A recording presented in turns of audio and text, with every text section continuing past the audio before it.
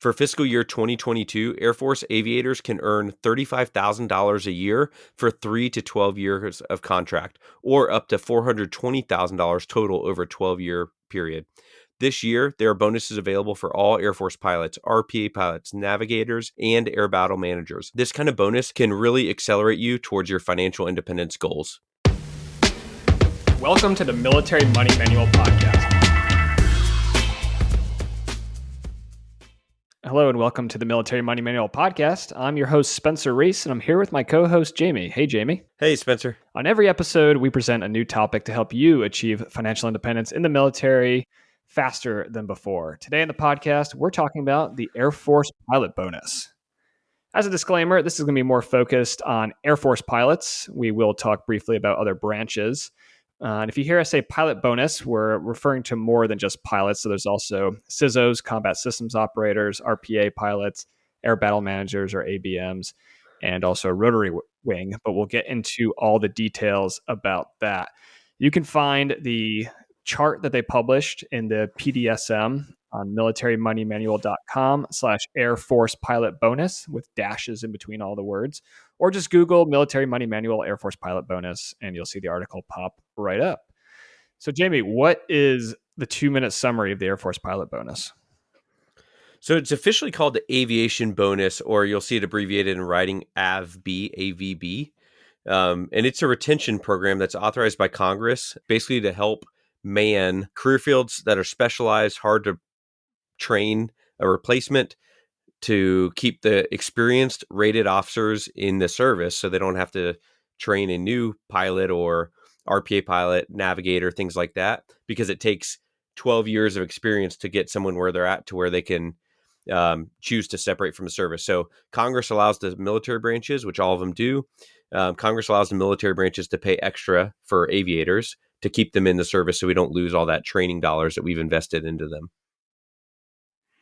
Yeah, and it's not just pilots though, right? So like we said, other rated career fields are also offered the bonus, but the Air Force kind of decides, between the different career fields, how much money they're going to offer, what the terms of the contract are going to be. And it's a little bit different for each AFSC. Exactly. And like you said, it takes millions of dollars and thousands of hours of training to get somebody to the level of experience that they're at after they've been in the Air Force for 10 years after their pilot training, because that's the length of the commitment. Once you graduate pilot training, it's a 10-year ADSC or active duty service commitment. But if you're listening to this podcast, you probably know all that. So let's get into some of the other stuff here. Jimmy, do other branches offer similar bonuses? You said yes. What's the Navy doing? How about the Marines and the Army? Yeah, so just doing a little bit of research today in preparation for this.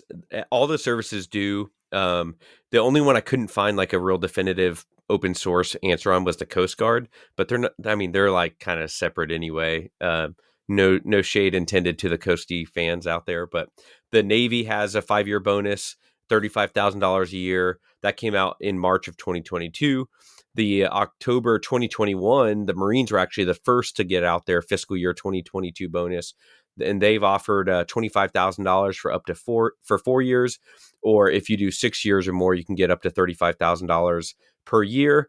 So that's $210,000 total, but it varies greatly depending on the type of aircraft, like F-35s versus Ospreys versus E-2s versus P-8s, for example. The Navy, similar to the Air Force, varies their program.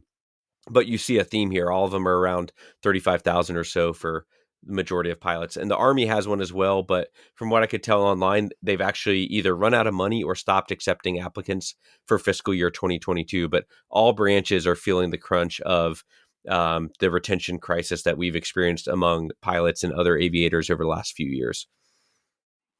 Yeah, I mean, coming out of 2 years of COVID now, the airlines are just hiring like crazy. So I know, in our AFSC, in the mobility career field, we're seeing guys getting hired left and right by Delta and FedEx and everybody else who operates, heavy air transport. And so it's definitely a would you say a seller's market if we're selling our services? And so yes, the military has to recognize that. And so, especially in the Air Force this year, I would say that the offer that's on the table is better and offers more flexibility to aviators than it did in previous years. Right. It's better, but still not good enough. If I can say that, there's actually a RAND study. The RAND Corporation did a study that the Air Force and the government asked them to look at, and I want to say the amount that RAND looked at in maybe 2019 was $60,000 or $85,000 a year on top of a normal officer's pay. The full details and the link to the RAND study are on the article that Spencer mentioned on the Military Money Manual. Also, if you just Google search Air Force pilot bonus, it's the number one result that'll pop up. But that RAND study is really interesting. Basically, the Air Force sometimes seems to have kind of given up on being able to compete with the pilot pay of a civilian sector job. You're not going to be able to compete with FedEx after a few years making $250,000 or $300,000 a year, 3 to 5 years, probably more like 5 years out. Of your Air Force time, which is probably true for a government job, but that shouldn't stop the Air Force from getting somewhere as close as they can. So if any congressmen or generals ever listen to this podcast, please know that there's always more you can do, because you've invested millions of dollars in a pilot or other aviator by the time they reach the end of their commitment. So it's not worth losing someone over a measly $10,000 or $20,000 difference. It's a drop in the bucket. You can retire an extra F-22 and fund the whole year's program probably. Yeah, that's so true. And it's not just pilots too that they offer bonuses to, right? There's other career fields that have the opportunity to earn extra money.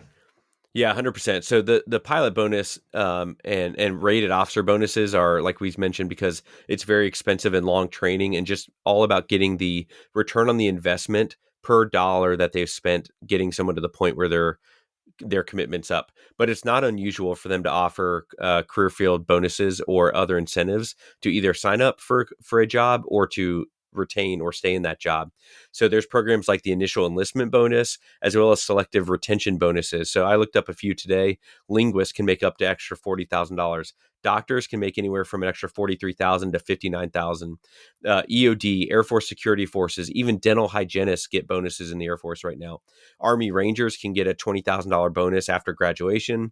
The Army right now is offering new recruits up to $50,000. A soldier can even earn $19,000 if they're willing to ship out for basic training within 30 days of enlistment. And Navy divers can make an extra $340 a month. So you see that it's nothing new to use bonuses and extra pay as an incentive to target career fields that we need help with, or that we need help retaining people in or cross-training people in. It just happens to be that the pilot one for officers is one of the few that's available for officers, because it is such a long and expensive training. I heard a number the other day. Don't quote me 100% on this, but I think a C-17 pilot, to get them combat ready, costs a little over $1 million. F-22 pilots, more like $10 million to get them combat ready. So that's a pilot that's been in the Air Force for probably anywhere from 3 to 4 years by the time they become mission ready in the F-22, off the top of my head. Now imagine how much more we've invested in them in another 8 years of deployments and training and experience. So that's why it's such a seemingly high dollar amount. Right. And Jamie, you took the pilot bonus last year in 2021, right? I did. It's a very personal decision for each family, and obviously, if you are married or you have a partner or a trusted advisor you can lean on, definitely recommend doing that and just kind of talking through your options. For the period of COVID, it changed the calculus for a lot of people. Obviously COVID changed the whole world, but this specific question of whether to take the bonus or not, we wrote out in detail on that article on the militarymoneymanual.com that we answered, and I gave specific examples of dates. If you graduated from undergraduate navigator training on this day, and the aviation bonus window opened on April 11th, 2022, here's when your contract could start, and all those things. For us, I'd already accepted an assignment that incurred a 3-year active duty service commitment. ADSC, we call it in the Air Force. Other branches might call it a service obligation, or ADSO. I'd already incurred a 3-year commitment from the end of that PCS. So really, I was looking at 4 years and some change from when I signed the contract. So last year for fiscal year 2021, the smallest, shortest duration they offered was 5 years. So by signing a 5-year contract, I added an extra 10-year commitment to the Air Force. But I was able to get $25,000 a year last year's bonus with $100K up front. So again, my wife and I weighed it heavily. We talked to several trusted advisors and several friends, and decided that was best for our situation. And it added, like I said, 10 months of a contract to our overall commitment to the Air Force at that time. Yeah, well, I mean, that was really nice that you were able to get 80% of it up front, because you can just put that money to work for you immediately and you don't have to wait every year for it to be delivered. And, for most lottery winners or lotto winners, the optimal solution is taking the money up front. It's not accepting the annuity and having it paid off, having the winnings paid out over the years. And we talked a little bit about kind of thinking through windfalls in our episode on that. But how did you think about $100,000? I mean, that could be a life-changing amount of money for people. How did you think about setting up yourself for success with that amount of money coming in? And did you see all of that, or were there taxes taken out of it? Yeah, great question. So taxes are withheld initially at 22%. So of the upfront amount and any annual payments on your anniversary date, they'll withhold 22% to kind of as a tax estimate. And then when you file, you hopefully will get a portion of that back in the following April when you file your taxes, depending on your actual tax bracket. So they might withhold 22%, but if you can still fall somehow in the 10% tax bracket, for example, then you should get a large chunk of that back. If they withhold 22%, but you're actually in the 24% tax bracket, then you may still owe a little additional. But what I do, we talked about in the windfall episode, and is also on the article, is I try to have a set amount that doesn't change no matter what extra money or extra windfalls coming in. So whether it's a $2,000 tax return, or it's a $100,000 bonus, or it's a $50,000 inheritance, or whatever may come to you, we have agreed on, my wife and I have agreed on a set percentage. 10% goes to giving, 25% goes to retirement savings, long-term saving, 5% goes to vacation, etc. And we work down that percentage. So the big takeaways to answer your question, Spencer, are have a plan before. Don't wait till the money comes into your bank account. You see that deposit and you're like, oh, I have, $75,000 all of a sudden, which, even on our path to financial independence, I've had a net worth well above that for several years, but I'd never at one time had a deposit that large show up overnight. So even having a plan ahead of time and talking through it with my wife and other trusted advisors and having these set percentages, it still was a little bit of sticker shock to see that amount come into the bank account overnight. Absolutely. It makes me think a little bit about receiving the cadet loan when I was in college. It was $25,000, and I don't think I'd ever seen a dollar amount in my bank account over $2,500 up to that point. And now all of a sudden, I'm being handed 10 times that amount. And it can be very, you can see how people get into trouble and they just end up spending the entire thing, or they go out and they buy a car that they really don't need or really can't afford. And a couple of years later, they regret that purchase. And it was in episode number 32 of our podcast that we talked about military bonuses and windfalls.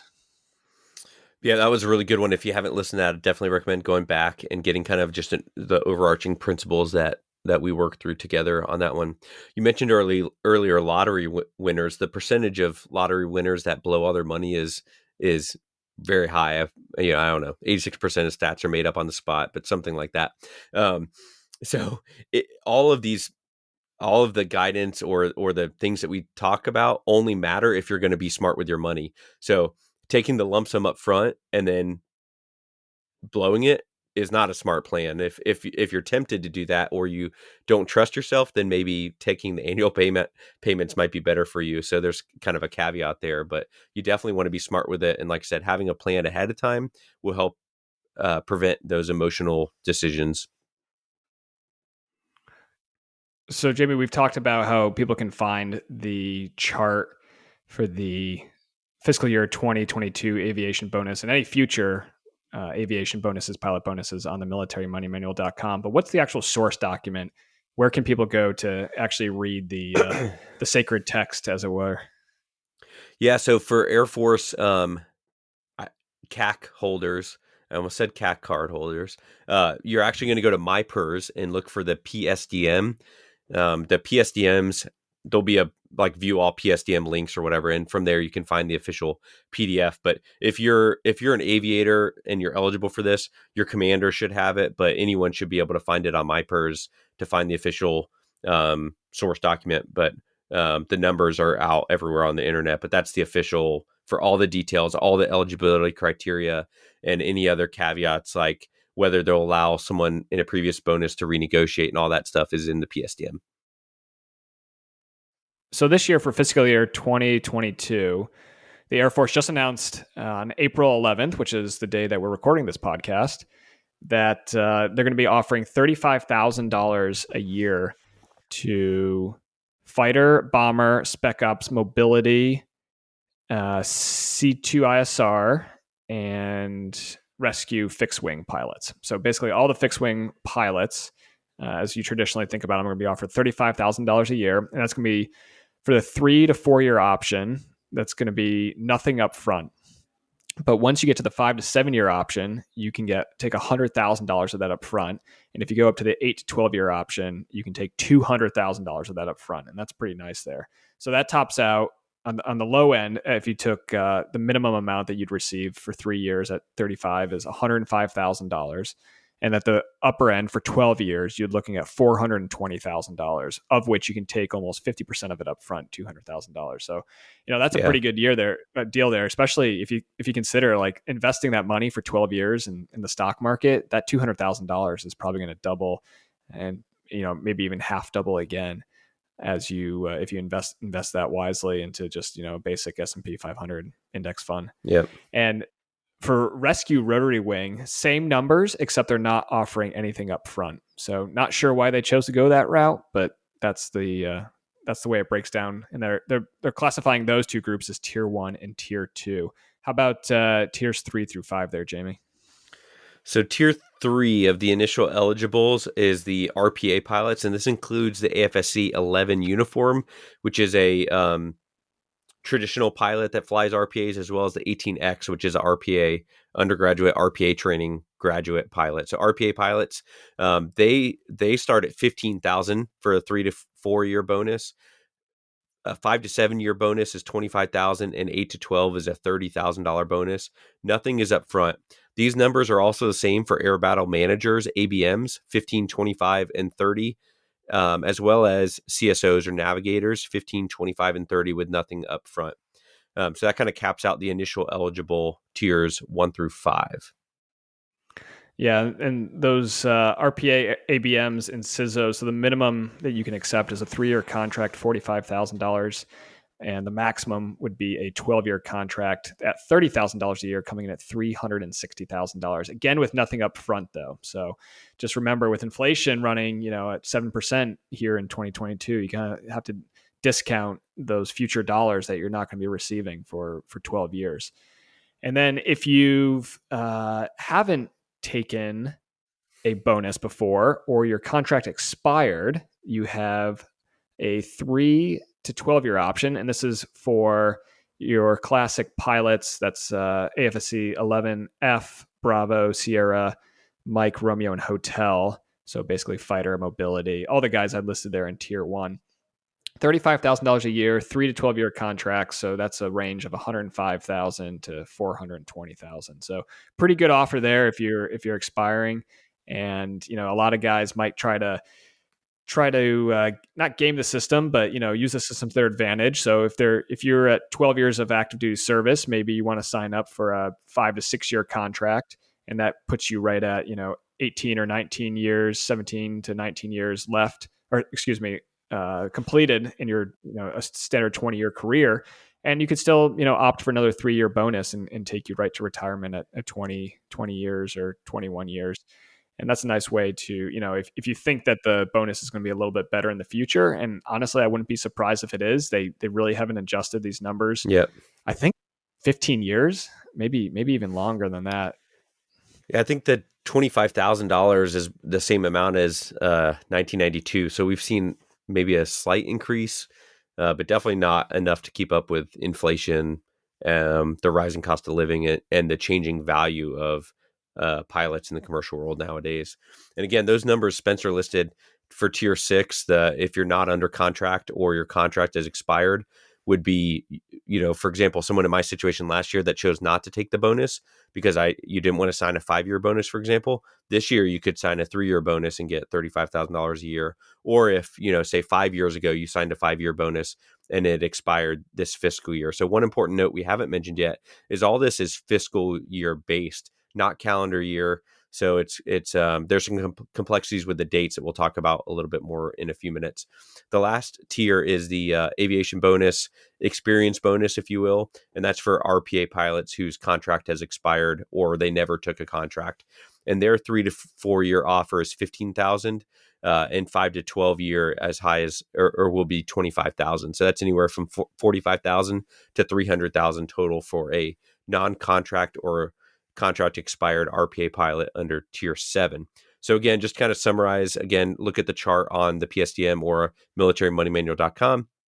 Anywhere from $45,000 extra to 420,000 available through this aviation bonus program for fiscal year 2022. So Jamie, you just mentioned some important dates to consider. So let's talk through them a little bit. What do people who might be eligible for these programs, what kind of dates do they have to be thinking about? So the big caveat of when your contract begins, which then affects your payment as well as your anniversary payments, is the later of the date the program opens, which in fiscal year 2022 is today, April 11th, 2021, or your eligibility date, which I'll come back to in a second, or the date you open your online application. So the latest of those 3 dates is the date that your contract is effective, which then determines when you get paid this year, as well as next year and the year after that and the year after that. So your eligibility date is determined as basically when your undergraduate flying training, whether it's pilot training, navigator training, RPA training, whenever your initial commitment ends, that might be it. So for me, last year I graduated towards the end of May. So even though the program opened in March, my eligibility date was not till the anniversary of my pilot training graduation, 10 years after the anniversary of that pilot training graduation. So my contract was effective at the end of May, not in March when I went online and clicked generate contract. So like I mentioned earlier, I have some example scenarios in the article online. But if your undergraduate navigator training or pilot training commitment ended on June 31st or June 30th, 2022, for example, your contract will start on that day if you've already taken all the appropriate steps. If it ended in January, then you want to go and log on today and click that generate contract button in MyPERS, because then today would be your effective contract start date, which means 3, 5, 12 years from today is when your new ADSC would end. Right. So for me, for example, in 2021, I graduated from undergraduate pilot training in early November of 2011. So November of 21 was when I became eligible for the bonus. I was no longer contracted. I had completed my ADSC, but it took, December, January, February, March, April, almost 5 months for them to release the AVB program. And so it's been 5 months of me just sitting around eligible for the program, but I haven't been able to get my money. So in the immortal words of J.G. Wentworth, it's my money and I want it now, but I wasn't eligible. So if you are just eligible, if you're in kind of my scenario where you became eligible earlier in this year, late at the end of last year after 1 October, then this is something that you've considered and something that you want to do, the pilot bonus for 2022, get onto MyPERS, because every day that ticks by is a day that you're not getting paid, and it's definitely something that you want to move on quickly. 100%. So it kind of stinks if you did graduate early in the fiscal year, like you're mentioning.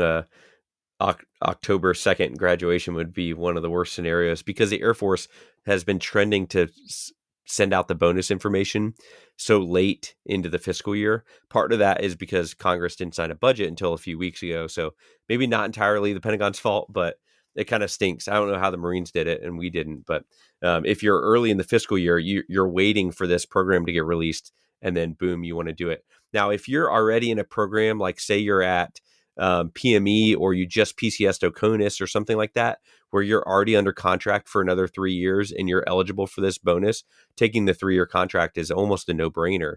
You can still even Palace Chase. It's in the guidance. You can still Palace Chase with this. You just won't be eligible for future payments. And so there's all kinds of caveats like that where if you're already under contract, like I said, if you just took a 3-year OCONUS PCS ADSC, then you might as well sign this today or any other situation where you're already locked in for a couple of years. Yeah, and that could become doubly relevant because we're approaching the summer PCS season. Yeah. So, Jamie, 1 year later, well, not quite, but was taking the bonus worth it? And just kind of walk me through, your mindset taking the bonus like in the moment, and then now that you're able to reflect on it. And I think you're coming up on your second payment almost, right? Yeah. Just a few weeks, I should get my first anniversary payment, if you will, which because I took the lump sum amount up front, it's only a few $1,000s minus taxes, which I've already allocated 100% of my bonus money in my pay to go to the TSP, as well as also my flight pay. The monthly aviation incentive pay, I think is the official term, is going up next month as well. So I went in, it's going up $300 a month. So I went into my pay and increased that by 30%. So all that extra money that's coming in, the raise, if you will, is going straight to the TSP. And then I'll be able to max out my TSP maybe by June or July this year. Definitely by August. So that'll be kind of cool. Anyway, is it worth it or not? If you're doing it for the money, no. There's no amount of money that makes giving up your freedom worth it, in my opinion. It frustrates me when I hear people say it's not about the money, and that almost incentivizes Congress and the generals to stop giving bonuses like this, because it's not just about the money, but it is part of the calculus that goes into someone making a decision. So they're never, like I mentioned, they're never going to be able to keep up with FedEx or Delta or United. But if we can get 35,000 or ideally more, but if we can get closer to it, the closer we can get to it, the more it's going to affect people's decisions. So is it worth it? It's such a personal thing that each family has to decide. And I hope that none of you ever have a commander or supervisor that makes you feel guilty for not taking it, for choosing to get out at 8, 10, 12 years or whatever. If you did 4 years or 3 years in the military, you've done more than 1%, the 99% of the population. Take that and be proud. If you want to serve longer and they're willing to pay you extra to do it, then that's great. If it's working for your family and you have this opportunity to take a little bit extra money, then that's cool. A 12-year major base pay, their AGI, according to the IRS, is probably around 95,000 or so. Minus BH and any spouse income or any rental income or dividends or anything like that. So if you can get a 30% pay raise for the year, like, that's probably worth doing if it aligns with your family's goals and what your family's definition of success looks like. If you're in it purely for the money, then you might as well get out and go fly for FedEx or some other company where you're just going to make a lot more money. But if you're still enjoying service, it's still working for your family. There's still things that fulfill you in staying on active duty. By the way, the reserve also has contracts bonuses sometimes, so don't forget about that option. But if you're still being fulfilled here and you still feel like it's working for your family and you're enjoying it and those kind of things, then it's worth it in that case. But I cannot say it's worth it for everyone, nor would I ever say everyone needs to take it because it's the best deal ever. It's not that good.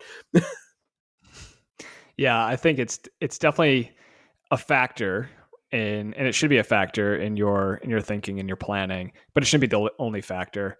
And what I hear you saying, Jamie, and it's the conversation that I had with my wife too, is it's nice. It definitely is a planning factor, but it comes down, for us, it came down to quality of life, and that is probably the biggest driver of my decision to separate from the Air Force. And the pilot bonus would, if I had stayed in, of course I would have taken it, but the reasons for staying in would not have been the pilot bonus. So I mentioned that I signed a 5-year bonus last year. That was the shortest that was available for fiscal year 2021.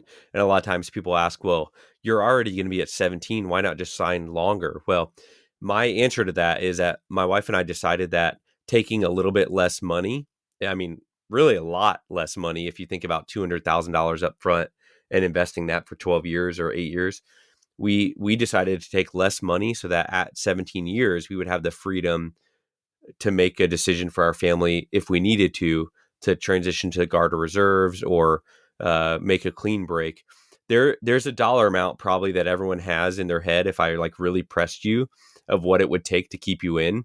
So like if I were to come to you, Spencer, and say, hey, I understand you're thinking about getting out. I'm willing to pay you $500,000 a year if you'll sign an 8-year contract. That would probably get a lot of people interested in staying in. If that doesn't do it, if I said $1 million, I guarantee you almost everyone would stay in to do the work that we're doing at $1 million a year for at least maybe Yeah, a couple more years or something like that. So obviously the Air Force is never going to pay us $1 million a year, but money is a factor in the decision. But each family is different. If depending on how far you are on your journey towards financial independence, if you did 12 years of active duty and you're set to be financially independent, then like you don't really need to work anymore. So that's a whole different calculus than someone who is still living paycheck to paycheck and they see the opportunity to make an extra 35 or $200,000 up front. It's going to be a much different calculus depending on your family's financial standing as well. absolutely. So we talked a little bit about who's eligible for the bonus, but are there any other details that you want to cover specifically about who can sign up for the initial eligible and the experience bonus? For full details, you definitely want to look over the PSDM thoroughly if you're looking at signing this contract. But in general, you're eligible for the FY 2022 bonus if your undergraduate flying training, whether pilot training, like I said, undergraduate RPA training or navigator training, expired or is going to expire during fiscal year 2022. So if it expired before, you're also eligible for the bonus. The other thing we didn't mention yet is the program closes not at the end of the fiscal year, not at the end of September, but actually 31 August. So they have time to process the paperwork. So if you graduated from pilot training, let's say on September 15th, you need to still sign the generate contract button and do all that before August 31st, even though your contract start date may not go until September. So this year, another interesting note: none of the services are allowing for any renegotiating for people like me who took it last year, unless you are your previous bonus is expired. But I could be eligible for another bonus in 2026 if I wanted to, in whatever the FY 2026 program would look like. There's also caveats, like you have to be able to still be eligible to receive flight pay, no medical issues. If you're going through a medical evaluation board or MEB, or facing any kind of disciplinary actions, or you filed for a data separation, things like that will make you ineligible for the bonus as well. Right. We talked a little bit about taxes earlier. You were saying that it's withheld at 22%, and then you basically just sort it out when you get to filing your taxes the following year, usually due by April 15th. But in 2022, you have an extra couple days because I think it's the Easter holiday. Any other tax implications or investment implications that you want to think about when you're getting if you're getting like a $200,000 upfront payment? Yeah, absolutely. So it's definitely going to affect your tax bracket. So one thing to do is to kind of run some tax calculators. IRS.gov has some official ones. There's other ones if you Google tax bracket calculators, tax calculators, things like that. But you want to look at your tax bracket and if you're close to a bracket, what can you do to bump down to the lower bracket? Remember, it's a progressive bracket, so it's not your entire pay isn't taxed at 22% or 24% or higher. Just the portion that goes above that threshold from the previous level. So, but one thing you can do, whether it's charitable contributions or any other deductions, the best thing to probably do is immediately switch to a traditional retirement plan, whether it's your IRA or your TSP. So that's one of the things I did last year is I immediately switched my pay to go traditional instead of Roth. I was still doing Roth, and that way those contributions that I make, the 20,000 or so, lowers my income for the year. So to the IRS, I made $20,000 less, but I'll pay taxes on that in the future just to help lower my tax bracket this year. It's really too complicated of a situation to give a one size fits all recommendation of how to handle taxes, and neither of us are tax professionals or financial advisors or anything like that. So consult a professional, talk to a CPA, talk to a tax advisor or a financial advisor that pays that charges a fee for advice for the hour or by topic. But in my opinion, the lump sum is almost always going to be better, even if it does affect your taxes, because if you're smart with it, you can make that money grow. So if, say, you do owe 22% of taxes on it, you can make money increase more than 22% over a 5 or 8 year term on average. In fact, it should be about 3 years or so based off of average stock market returns. And then anything past 3 years is just gravy. Yeah. And then taking the bonus while you're deployed in a CZTE, combat zone tax exclusion area, can you get the entire bonus tax free, or is it just a portion?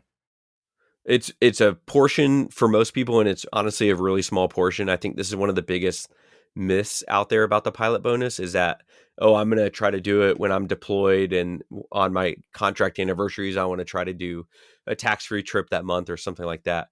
In reality, because your base pay is so high by the time you're eligible for this, now I'm thinking a 10 to 12 year major. If you're a shorter contract, like maybe for an RPA pilot, if there's some maybe navigators are 6 or 8 year initial contract, then you might be getting a little bit more. But for a 12-year major, if the average pilot, when they're eligible to sign a bonus, the amount that you're able to get tax free is so low because your tax free benefits, as always, are capped at the Chief Master Sergeants of the Air Force base pay, which I have 2021 numbers in front of me. That was about $8,700 a month. So anything above that is not eligible for tax free exclusion. So it's really only, I think I have the math in the article. I want to say it's maybe about $1,500 or so that's eligible for it. Very, very small amount. And then the annual payments, the anniversary payments are never tax free. Even if you're deployed the month of your anniversary payment, there's no tax free benefit for your annual payments. Gotcha. Yeah. So don't try to snipe that trip going downrange just because you signed the bonus contract that month. Yeah. It's just not. You'll get that month's pay tax free, but you're not really going to benefit that much else. Yeah, if you happen to be tax free and you take the lump sum amount, like cool, you'll get a little bit of a benefit, but definitely wouldn't go out of your way to volunteer for anything just to get the minuscule tax benefit of getting the lump sum while you're deployed. Roger that. So, Jimmy, what did you do with your bonus money? I know we talked a little bit about it earlier, and we talked about it in the windfall episode as well, but just high level. So TSP investing, IRA, paying off debt. What else did you think about? I'm sure you actually didn't have any debt to pay off, but Correct. Yeah. We've been debt free for a while, but definitely pay yourself first. So, like you mentioned, TSPs and IRAs, we fully fund those for the year if you haven't yet. And like you mentioned, episode 32, the windfall episode, we talked through a bunch of things to consider and some specific percentages that we use as an example that may give you some ideas. Take a vacation. I did some things like spoil my family, like just gifts to my wife, gifts to my kids, an extra family memory kind of building experiences to help them recognize that all the time that mom or dad spends away from them in the name of work, whether it's TDYs or early morning PT if you're in the Army. We don't do that in the Air Force, obviously. And things like that. This is because mom or dad works so hard at work. That's why I am getting this extra vacation for us, or that's why we are getting this, new toy, riding a lawnmower or whatever it is for you. The big thing is you really, really are going to want to put a big chunk of it towards your long-term savings, retirement savings, college savings, those kind of long-term goals, so that it has the most time to grow, because the compound effect and compound interest is so powerful, and the time in the market is where you really start to build wealth. So the earlier we get that into the market, the better. But some people, we talked a couple episodes ago about dollar cost averaging versus lump sum. Do you want to kind of hit on that again, Spencer?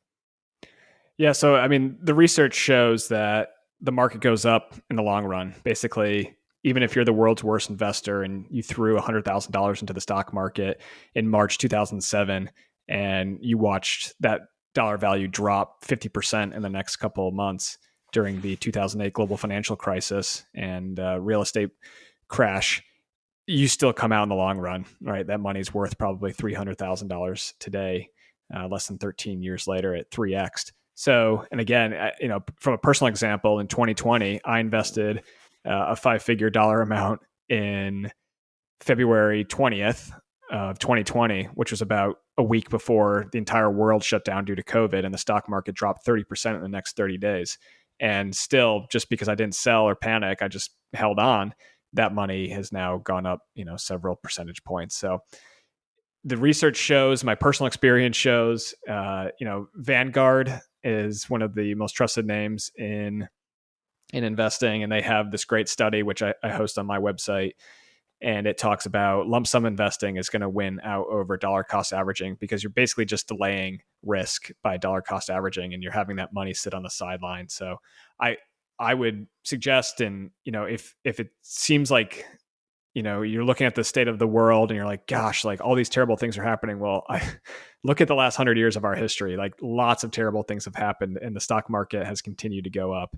And I'm sorry to say, but you're not special. This time is not different. So get your money to work, put it into the stock market, put it into the TSP, get it into the C and the S fund. Have your asset allocation with your appropriate, stock bond ratio, whatever you're comfortable with, but put it to work. And if that's not comfortable enough for you, then maybe take a 50-50 approach. So take 50% of the money, lump sum invest it, and then take the other 50% and dollar cost average it in over the next 6 months. But, you could do that, and you could still end up at the end of that 6 months, you could be in a February 2020 scenario or a October 2007 scenario, and you could watch the stock market fall off a cliff in the next year. So dollar cost averaging is basically another way of timing the market. And as I talk about in my book, it's way more important to have time in the market than to be timing the market. So I'm a firm believer in the lump sum strategy, and I don't give dollar cost averaging much weight at all. But if you're afraid to do it, DCA is better than nothing, right? So absolutely, if you're do something, if you will, yeah. Yeah. So good episode, Jamie. Thanks for kind of taking us through the pilot bonus and your personal experience with it. I think we already talked about it, but it sounds to me like you would take the bonus again. That's a tough one. So, with COVID and everything else, the way that it was, I would take it again. If I knew that COVID would basically be done at this point and the world would be recovered, maybe it'd be different, but it was definitely the right decision for our family at the time. Gotcha. Yeah. What about you?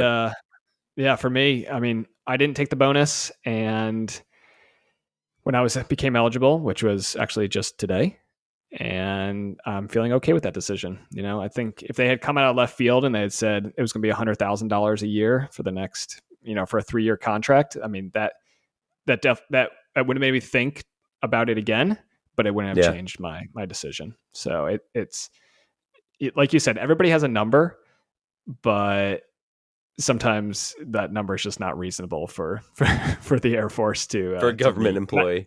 Yeah.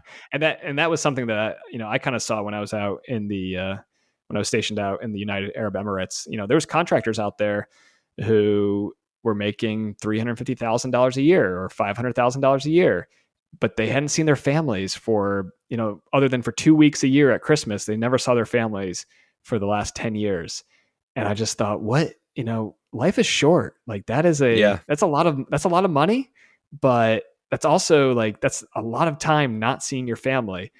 And so you just, it's all about freedom and choices, like you were saying, Jamie. And I think, while everybody does have their number, I think everybody should also have a time factor too, right? Like, how much time do I want to continue to commit to this endeavor? And when I've reached my limit, make sure that you recognize that and you talk to your family. And when you're done with the Air Force, or the Air Force is done with you, make sure that you have a family there still, or you have loved ones that can turn around and accept you, and you haven't burned bridges for the big blue, or the big green, as it were, if you're in other branches. So Yeah. In the name, not, especially not in the name of 25 or $30,000. I think this is just an example of how financial independence can be so powerful, and working towards that goal is all about freedom and all about choices. And we talked about this a lot with Doug Nordman a couple episodes ago. We've talked about it several times over the, man, it's been over a year that we've been doing the podcast now, hasn't it? I didn't even realize that until just now. But over the last several months, we've talked about the freedom to choose, and to have FU money, if you will, yep, and just be like, yep. I'm done. Like, I don't need to work. I'm not enjoying it anymore. I don't like working for you. I don't like the way that you're treating my family, or the way you're taking away my choices. And I'm going to go find my joy and my fulfillment in something else, even if it's a volunteer thing. For me, it was definitely, I loved flying the C-17. I loved the people I worked with. I loved the missions that we did. But the fact that, unless you go Guard or Reserve, you don't get to choose where you live. And if Yeah. you end up on a leadership track, well, then you're going to be moving every year or 2 years. And that's just after going through this last PCS that I just went through, my wife at one point just turned around and looked at me, and she was like, never again. We cannot, I don't want to move again. Yeah. And, but the Guard and Reserve is always there for you as an option. And like Jamie was saying, there's often contract bonuses as well for those organizations. And I think for a lot of those guys who do, like the mission, who do like flying the jets, that's a great way to go. And you can kind of have the best of both worlds at that point, where you can complete your military service, you can earn a reserve or a guard retirement, but you can also have your airline job as well, and make sure that you can afford that second house or that boat or whatever's motivating you to keep working. But yeah, I mean, having FU money is definitely, once you Powerful. find out about financial, it's powerful. And once you find out about financial independence, when you're a lieutenant or a captain, by the time you get to be, a salty major, or not so salty major, but by the time you've been in for a while, you realize that, well, I've got all these savings, so let's see what they offer me. And if it's, if it's not what the dollar amount you were looking for, then, thanks for your service, but see you later. Yeah, it's a really good point you mentioned. Thanks for bringing that up, the Guard and Reserve again, because if you are enjoying service, you're still enjoying flying, you're still enjoying the camaraderie, but you're ready to try something new, or you're ready to never move again, then definitely consider keeping the experience available. This probably sounds like a general, but keeping your experience available to the nation and to your friends, because here's how I think of it is like, I love every single person in my unit, even if I don't really love them. Like, I care deeply about their success, and I care deeply about them doing well and being equipped properly. If you imagine all the experience the Air Force has lost, especially in the pilot community over the last couple of years, and then those co-pilots, those wingmen that you trained, are going to go to combat in the future without anyone of experience to lead them.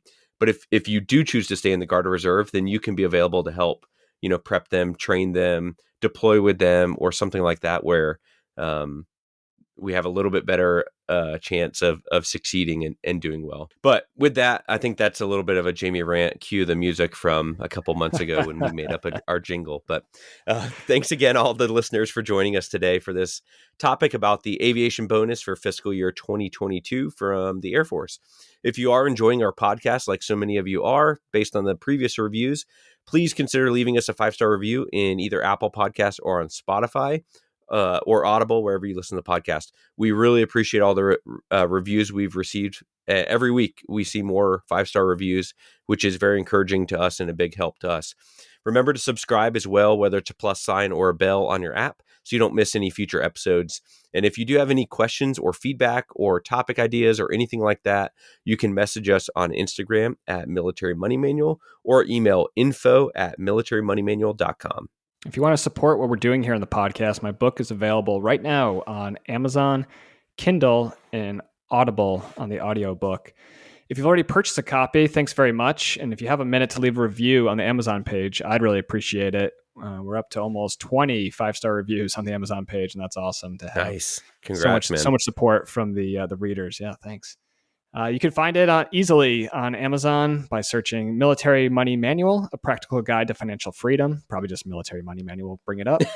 Or my name's Spencer Reese on Amazon. Or you can go to shop.militarymoneymanual.com, and you should be able to find it if you want to buy it directly from me and you want to skip the evil Amazon overlords. Thanks again for listening, and we'll see you on the next episode of the Military Money Manual podcast. Hey guys, it's Spencer again. Before I let you go, I want to let you know about my new book. It's called The Military Money Manual, A Practical Guide to Financial Freedom, and it's available right now at militarymoneymanual.com/book. This is the book I wish someone had handed me on my first day in the military. In this book, I cover the exact money tactics, investing strategies I use on my path to financial independence before age 40. I break down the math of FI and I explain the exact dollar amounts you need to retire. The book is full of easy-to-apply financial advice specifically for military service members and their families. I cover tax-free deployments, the thrift savings plan, and many more topics only military personnel can relate to. This book was written specifically for you, whether you're active duty, guard, reserve, a military spouse, enlisted, or officer. Both E's and O's will benefit from the lessons in the Military Money Manual. If you're in the Army, Navy, or Air Force ROTC, or if you're a cadet or midshipman at West Point, Naval Academy, and the Air Force Academy, this is the perfect book to start your military career with. Again, the book is available right now at militarymoneymanual.com/book, an audiobook, ebook, and my personal favorite, the hardcover book. The hardcover book was printed right here at home in the United States of America, and it will look great on your bookshelf. So check it out. Let me know what you think. And remember, podcast listeners can use promo code PODCAST to get a special discount. It's called The Military Money Manual, A Practical Guide to Financial Freedom, and it's available right now at militarymoneymanual.com/book. Thanks for listening.